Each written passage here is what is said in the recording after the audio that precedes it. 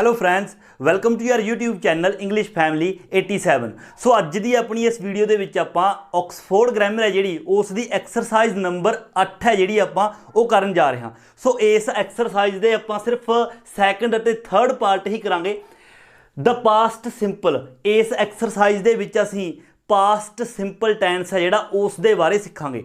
सो जेकर तुसी डिटेल दे विच टेंसेस बारे सीखना चाहुंदे हो तां तुसी अपने चैनल की प्लेलिस्ट दे विच जाके टेंसेस वाली जिहड़ी प्लेलिस्ट है उत्थे जाके सारे ही जिहड़े टेंस ने ईजी वे दे नाल तुसी उत्थे जाके सीख सकते हो। सो फिलहाल देखो इस एक्सरसाइज दे विच आपां की करना, सब तो पहला सैकेंड पार्ट करांगे। देखो इस दे विच की करना आपां ने, complete the newspaper story about a fire. एक न्यूज़पेपर दे विच किते अग लगी है उस बारे एक स्टोरी है जिहड़ी ओह छपी है। आपां ने मतलब ओह स्टोरी है जिहड़ी ओह कंप्लीट करनी है।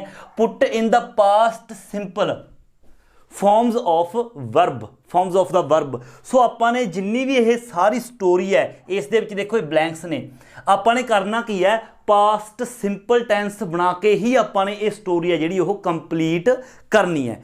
और पास्ट सिंपल दे विच भी आपां पॉजिटिव फॉर्म दे विच सिर्फ जिस तरह की आपां टेंस करते हैं, सब तो पहला हुंदा है अफर्मेटिव या पॉजिटिव, फिर हुंदा नैगेटिव, फिर हुंदा इंटैरोगेटिव। सो आपां इस दे विच जिहड़ी ये स्टोरी है न्यूज़पेपर दे विच फायर बारे, इस दे विच आपां पास्ट इंडेफिनेट या फिर पास्ट सिंपल टेंस ही बनाउणा है सारी स्टोरी दे विच, और पॉजिटिव बनाउणा है मतलब अफर्मेटिव भी कह सकते हैं। देखो बिल्कुल आसान है, करना की है तुसीं ने, देखो पास्ट सिंपल आपां ने ये चीज़ बनाउणी है, सबजैक्ट वर्ब की सैकेंड फॉर्म ते ऑब्जैक्ट, इसका फॉर्मूला ये है। आपां ने सिर्फ की तुसीं ने याद रखना है, ओनली वर्ब की सैकेंड फॉर्म तुसीं ने याद रखनी है। सबजैक्ट ते ऑब्जैक्ट सारे इस दे विच ऑलरेडी हैगे ने, सिर्फ आपां नूं ब्रैकेट दे विच देखो ये ब्लैंक आ गई, इस आ ब्रैकेट दे विच फॉर्म है, ये ब्लैंक आ गई, आ ब्रैकेट दे विच वर्ब की फॉर्म है, ये वर्ब की फॉर्म है, ये ब्लैंक आ गई वर्ब की फॉर्म है। मतलब सारियां ही इस तरह ने, सारियां जिहड़ियां वर्ब की फॉर्म्स ने ब्रैकेट दे विच दित्तियां होईयां ने, आपां ने उन्हां नूं सिर्फ वर्ब की second form they which convert करना है, बस होर कुछ नहीं करना। वर्ब की सैकेंड फॉर्म बनाते चले जाना है तो अपनी यह स्टोरी है जिहड़ी कंप्लीट होंदी जाऊगी। और एक गल होर, जिथे किते भी आपां नूं ब्रैकेट दे विच बी मतलब बी फॉर्म दिती हुई है तो उसनूं तुसीं ने बी दी पास्ट फॉर्म हुंदी है वॉज या फिर वर। उही सबजैक्ट के अकॉर्डिंग आपां ने लगाउणा है वॉज या वर। जेकर आई ही शी इट या फिर सिंगुलर होवे फिर आपां वॉज का यूज़ करांगे। जेकर वी यू दे या फिर प्लूरल एक तो ज़्यादा की गल हो रही होवे उत्थे आपां वर का यूज़ करांगे। सो देखो स्टार्ट करते हैं, बिल्कुल सिंपल है, सैकेंड फॉर्म बनाते चले जाओ। बस देखो स्टार्ट होंदी है इत्थों, टू पीपल, देखो ये आ गया डाई, वर्ब की फर्स्ट फॉर्म है डाई, इसकी सैकेंड फॉर्म करो पहला तो ये बन जाएगा डाइड। की हो गया, two people died in a fire in Ellis street. ये एलिज स्ट्रीट मतलब गली का नाम है किसी का, कि इस गली के विच अग दे विच दो जिहड़े पीपल ने ओह मारे गए। ओल्ड पोर्ट ना दी जगह ते ये स्ट्रीट है जिहड़ी ओह गली है वो स्थित है। ओल्ड पोर्ट यस्टरडे मॉर्निंग मतलब कल मॉर्निंग की गल है कि दो जिहड़े लोग ने वो अग दे विच मारे गए जो मतलब इस गली दे विच लगी सी। फुल स्टॉप आ गया। अगे देखो दे, इत्थे देखो बी आ गई। हुण बी दी मैं तुहानूं कहा सी बी दी फॉर्म वॉज या वर, जेकर प्लूरल होवे वर, सिंगुलर होवे वॉज। दे देखो दे आ गया प्लूरल तो बी दी इत्थे फॉर्म आएगी वर। हुण देखो ये कंप्लीट होगी। हुण देखो इसनूं पढ़ो, दे वर हर्बर्ट एंड मॉली पेंटर, मतलब ये दो उन्हां दे नाम सी जिहड़े दो लोग अग दे विच मरे ने, Herbert and Molly painter. A couple in their 16s मतलब वो एक कपल सीगे, जोड़ा सीगा, पति पत्नी सीगे। 17s मतलब कि 70 to 79 70 तो 79 साल की उम्र के मतलब विच उन्हां दी जिहड़ी एज सी। सो अगला देखो, द फायर स्टार्ट, देखो स्टार्ट आ गया, वर्ब की सैकेंड फॉर्म आ जाएगी स्टार्टड, ईडी लग जाएगी स्टार्टड, तो की बन गया, द फायर स्टार्टड एट 3:20 मतलब 3:20 ते AM, 3:20 ते ये अग है वो स्टार्ट हुई सी। अ नेवर एक जिहड़ा गवांढी सीगा मिस्टर अजीज, उन्हां दा गवांढी सी मिस्टर अजीज, सी आ गया, सी दी सैकेंड फॉर्म करांगे 100, तो यह की बन गया, ਅ ਨੇਬਰ ਇੱਕ ਉਹਨਾਂ ਦਾ ਗਵਾਂਢੀ ਸੀਗਾ ਮਿਸਟਰ ਅਜ਼ੀਜ਼ ਸੌ ਦ ਫਲੇਮਸ ਹੁੰਦਾ ਮਤਲਬ ਇਹ ਦੁਰਘਟਨਾ, ਉਹਨੇ ਮਤਲਬ ਇਹ ਦੁਰਘਟਨਾ ਜਿਹੜੀ ਉਹ ਦੇਖੀ ਉਸ ਦੇ ਗਵਾਂਢੀ ਨੇ। ਐਂਡ ਕਾਲ ਦਾ ਕਰੋ ਪਹਿਲਾਂ ਕਾਲਡ,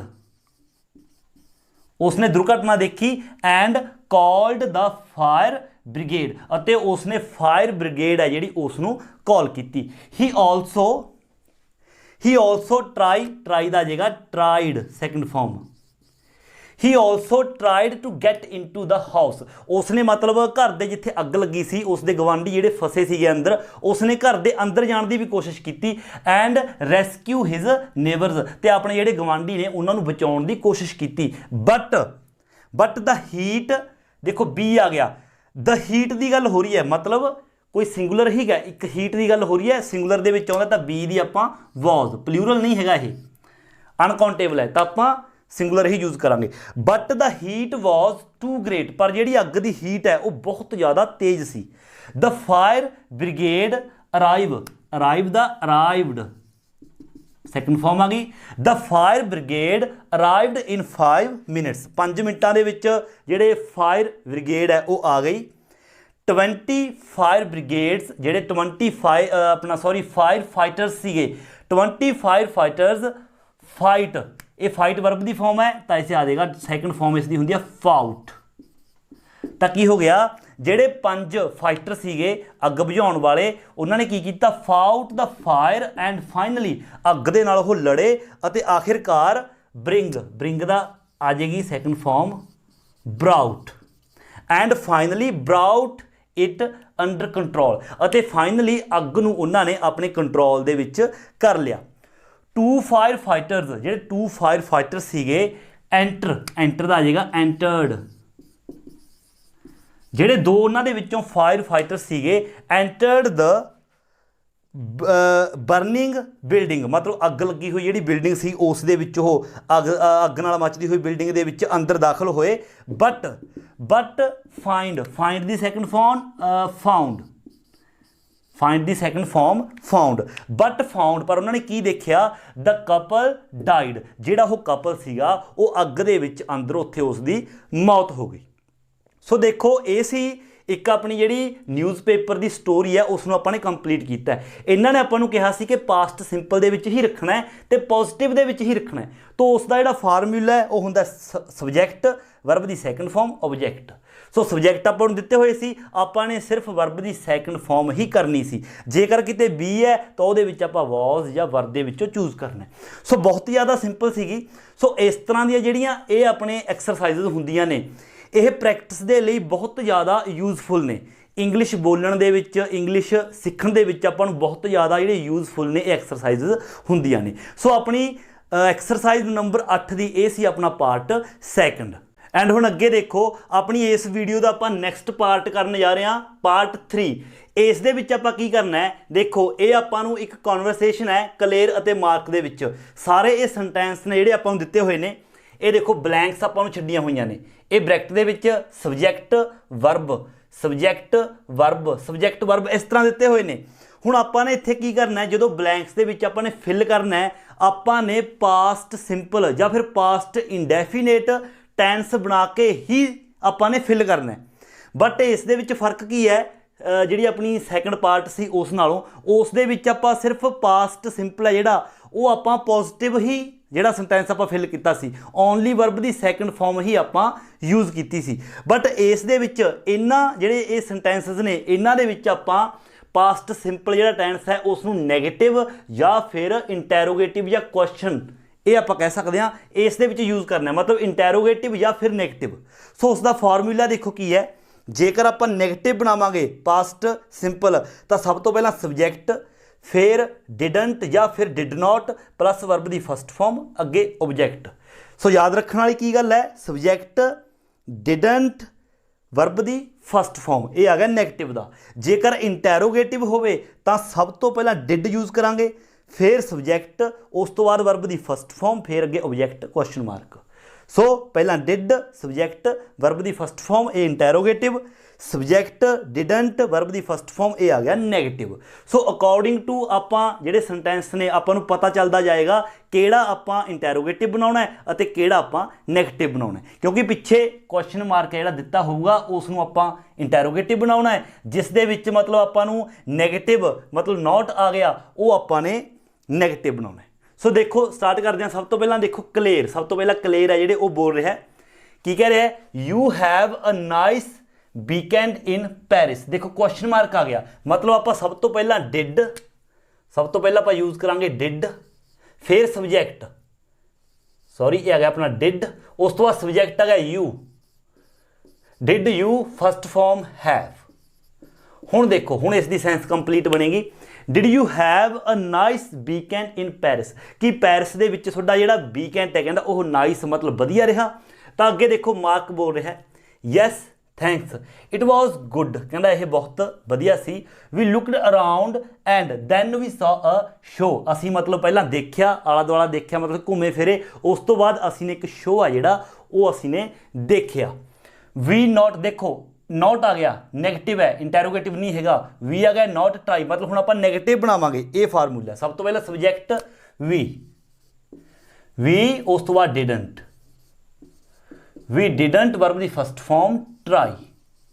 ਹੁਣ ਦੇਖੋ ਸੈਂਸ ਬਣੀ ਹੈ ਤਾਂ ਇਹ ਬਣ ਗਿਆ ਵੀ ਡਿਡੰਟ ਟਰਾਈ ਟੂ ਡੂ ਮੱਚ, ਕਹਿੰਦਾ ਅਸੀਂ ਬਹੁਤ ਜ਼ਿਆਦਾ ਕੁਝ ਕਰਨ ਦੀ ਕੋਸ਼ਿਸ਼ ਨਹੀਂ ਕੀਤੀ। ਤਾਂ ਅੱਗੇ ਕਲੇਰ ਦੁਬਾਰਾ ਫੇਰ ਪੁੱਛ ਰਿਹਾ ਹੈ ਵਟ ਸਾਈਟਸ ਯੂ ਸੀ, ਦੇਖੋ ਇੰਟੈਰੋਗੇਟਿਵ ਆ ਗਿਆ। ਤਾਂ ਇੰਟੈਰੋਗੇਟਿਵ ਦਾ ਫਾਰਮੂਲਾ ਪਹਿਲਾਂ ਡਿਡ,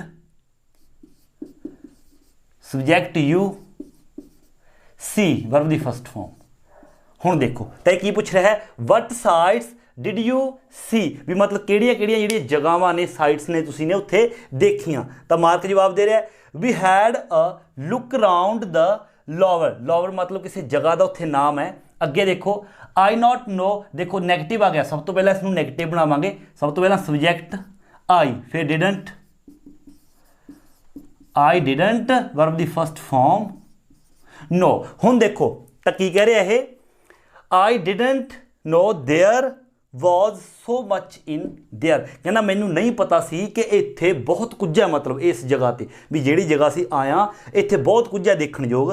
ਤਾਂ ਕਲੀਅਰ ਕਹਿ ਰਿਹਾ and what show you go to, ਦੇਖੋ ਇੰਟੈਰੋਗੇਟਿਵ ਆ ਗਿਆ ਤਾਂ ਸਭ ਤੋਂ ਪਹਿਲਾਂ ਡਿਡ, ਫਿਰ ਸਬਜੈਕਟ ਯੂ ਵਰਬ ਦੀ ਫਸਟ ਫਾਰਮ ਗੋ। ਹੁਣ ਦੇਖੋ ਸੈਂਸ ਬਣੀ ਹੈ। ਐਂਡ ਕੀ ਪੁੱਛ ਰਿਹਾ and what show did you go to, ਮਤਲਬ ਕਿਹੜਾ ਸ਼ੋਅ ਆ ਜਿਹੜਾ ਤੁਸੀਂ ਦੇਖਣ ਗਏ ਸੀਗੇ। ਤਾਂ ਮਾਰਕ ਜਵਾਬ ਦੇ ਰਿਹਾ ਉਹ ਅ ਮਿਊਜ਼ੀਕਲ, ਕਹਿੰਦਾ ਅ ਮਿਊਜ਼ੀਕਲ ਸ਼ੋਅ ਸੀਗਾ। ਆਈ ਫੋਰਗੈਟ ਦ ਨੇਮ, ਕਹਿੰਦਾ ਮੈਂ ਉਸ ਦਾ ਨਾਮ ਹੈ ਜਿਹੜਾ ਉਹ ਭੁੱਲ ਗਿਆ। ਆਈ ਨੋਟ ਲਾਈਕ, ਦੇਖੋ ਨੈਗੇਟਿਵ ਆ ਗਿਆ ਆਈ ਨੋਟ ਲਾਈਕ, ਤਾਂ ਆਏਗਾ ਆਈ ਡਿਡੰਟ, ਆਈ ਡਿਡੰਟ ਲਾਈਕ। ਦੇਖੋ ਹੁਣ ਕੀ ਬਣ ਗਿਆ, ਕਹਿੰਦਾ ਆਈ ਡਿਡੰਟ ਲਾਈਕ ਇਟ, ਕਹਿੰਦਾ ਮੈਨੂੰ ਬਿਲਕੁਲ ਉਹ ਸ਼ੋਅ ਆ ਜਿਹੜਾ ਉਹ ਪਸੰਦ ਨਹੀਂ ਆਇਆ। ਤਾਂ ਅੱਗੇ ਕਲੀਅਰ ਕੀ ਕਹਿ ਰਿਹਾ ਓ ਡੀਅਰ ਐਂਡ ਸਾਰਾ ਇੰਜੋਏ ਇਟ, ਦੇਖੋ ਇੰਟੈਰੋਗੇਟਿਵ ਕੁਐਸਚਨ ਮਾਰਕ ਆ ਗਿਆ। ਸਭ ਤੋਂ ਪਹਿਲਾਂ ਤਾਂ ਦੇਖੋ ਡਿਡ ਲਗਾਵਾਂਗੇ, ਫਿਰ ਸਾਰਾ, ਉਸ ਤੋਂ ਬਾਅਦ ਇੰਜੋਏ। ਹੁਣ ਦੇਖੋ ਕੀ ਪੁੱਛ ਰਿਹਾ ਹੈ ਐਂਡ ਡਿਡ ਸਾਰਾ ਇੰਜੋਏ ਇਟ, ਕੀ ਕਹਿੰਦਾ ਸਾਰਾ ਨੇ ਇਹ ਜਿਹੜਾ ਸ਼ੋਅ ਹੈ ਇਸ ਨੂੰ ਇੰਜੋਏ ਕੀਤਾ। ਤਾਂ ਮਾਰਕ ਕਹਿ ਰਿਹਾ ਨੋ ਨੋਟ ਰੀਅਲੀ, ਕਹਿੰਦਾ ਨਹੀਂ ਕੁਝ ਜ਼ਿਆਦਾ ਇੰਜੋਏ ਨਹੀਂ ਕੀਤਾ। But we enjoyed the weekend, ਪਰ ਅਸੀਂ ਨੇ ਵੀਕਐਂਡ ਹੈ ਜਿਹੜਾ ਉਹ ਬੜਾ ਇੰਜੋਏ ਕੀਤਾ। ਸਾਰਾ ਡਿਡ ਸਮ ਸ਼ੋਪਿੰਗ ਟੂ, ਜਿਹੜੀ ਸਾਰਾ ਹੈ ਉਸ ਨੇ ਮਤਲਬ ਬਹੁਤ ਸਾਰੀ ਸ਼ੋਪਿੰਗ ਹੈ ਜਿਹੜੀ ਉਹ ਕੀਤੀ। ਬਟ ਦੇਖੋ ਇੱਥੇ ਭਰਨਾ ਬਟ ਆਈ ਨੋਟ ਵਾਂਟ, ਦੇਖੋ ਨੈਗੇਟਿਵ ਹੈ but I didn't want, but I didn't want to go shopping, ਪਰ ਮੈਂ ਸ਼ਾਪਿੰਗ ਤੇ ਜਾਣਾ ਕਹਿੰਦਾ ਨਹੀਂ ਚਾਹੁੰਦਾ ਸੀਗਾ। ਸੋ ਇਹ ਦੇਖੋ ਇੱਥੇ ਹੀ ਕਨਵਰਸੇਸ਼ਨ ਹੈ ਇਹਨਾਂ ਦੀ ਜਿਹੜੀ ਉਹ ਖਤਮ ਹੋ ਗਈ। ਸਿਰਫ ਆਪਾਂ ਨੇ ਕੀ ਕਰਨਾ ਸੀ, ਜਿਸ ਵੀ ਬ੍ਰੈਕਟ ਦੇ ਵਿੱਚ ਜਿਹੜੇ ਵੀ ਬ੍ਰੈਕਟ ਦੇ ਵਿੱਚ ਤੁਹਾਨੂੰ ਨੋਟ ਦਿਖਾਈ ਦੇ ਤੁਸੀਂ ਨੇ ਆਹ ਫਾਰਮੂਲਾ ਯੂਜ਼ ਕਰਨਾ ਹੈ। ਪਹਿਲਾਂ ਸਬਜੈਕਟ ਦਿੱਤਾ ਹੀ ਹੁੰਦਾ, ਫਿਰ ਡਿਡੰਟ, ਫਿਰ ਵਰਬ ਦੀ ਫਸਟ ਫਾਰਮ। ਔਰ ਜਿੱਥੇ ਤੁਹਾਨੂੰ ਇੰਟੈਰੋਗੇਟਿਵ ਮਾਰਕ ਹੈ ਜਿਹੜਾ ਕੁਐਸਚਨ ਮਾਰਕ ਦਿਖਾਈ ਦੇਵੇ ਉੱਥੇ ਤੁਸੀਂ ਨੇ ਆਹ ਫਾਰਮੂਲਾ ਯੂਜ਼ ਕਰਨਾ ਹੈ, ਡਿਡ ਫਿਰ ਸਬਜੈਕਟ ਫਿਰ ਵਰਬ ਦੀ ਫਸਟ ਫਾਰਮ। ਇਸੇ ਤਰ੍ਹਾਂ ਫਿਲ ਕਰਦਾ ਜਾਣਾ, ਇਹ ਆਪਣਾ ਕੰਪਲੀਟ ਹੋ ਜਾਏਗਾ। ਸੋ ਜਿਹੜੀ ਆਪਣੀ ਐਕਸਰਸਾਈਜ਼ ਨੰਬਰ 8 ਹੈ ਇਸ ਦੇ ਵਿੱਚ ਸਿਰਫ ਆਪਾਂ ਇੰਨਾ ਹੀ ਕਰਨਾ। ਹਾਲਾਂਕਿ ਐਗਜ਼ਾਮਸ ਦੇ ਵਿੱਚ ਇਹੋ ਜਿਹੇ ਜਿਹੜੇ ਆਪਣੇ ਕੁਐਸਚਨਸ ਹੁੰਦੇ ਨੇ ਕਨਵਰਸੇਸ਼ਨ ਜਾਂ ਸਟੋਰੀ ਟਾਈਪ ਹੁੰਦੇ ਨੇ ਉਹ ਐਗਜ਼ਾਮ ਦੇ ਵਿੱਚ ਨਹੀਂ ਆਉਂਦੇ, ਬਟ ਫਿਰ ਵੀ ਜਿਹੜੀਆਂ ਇਹ ਐਕਸਰਸਾਈਜ਼ਸ ਹੁੰਦੀਆਂ ਨੇ ਆਪਾਂ ਨੂੰ ਇੰਗਲਿਸ਼ ਸਿੱਖਣ ਦੇ ਵਿੱਚ ਬਹੁਤ ਮਦਦ ਕਰਦੀਆਂ ਨੇ। ਸੋ ਇਹ ਜਿਹੜੀ ਐਕਸਰਸਾਈਜ਼ ਹੈ ਤੁਸੀਂ ਨੇ ਪ੍ਰੈਕਟਿਸ ਦੇ ਲਈ ਬਿਲਕੁਲ ਕਰਨੀ ਹੈ ਔਰ ਜ਼ਰੂਰ ਕਰਨੀ ਹੈ। ਸੋ ਜੇਕਰ ਵੀਡੀਓ ਚੰਗੀ ਲੱਗੀ ਹੈ, ਸਮਝ ਆਈ ਹੈ, ਤਾਂ ਵੀਡੀਓ ਨੂੰ ਲਾਈਕ ਅਤੇ ਸ਼ੇਅਰ ਜ਼ਰੂਰ ਕਰੋ, ਔਰ ਜੇਕਰ ਚੈਨਲ ਉੱਪਰ ਨਵੇਂ ਹੋ ਤਾਂ ਚੈਨਲ ਨੂੰ ਸਬਸਕ੍ਰਾਈਬ ਕਰਨਾ ਬਿਲकुल नहीं भूलना। सो मिलते हैं अगली वीडियो लैके, उदों तक दिओ इजाज़त। Thank you so much.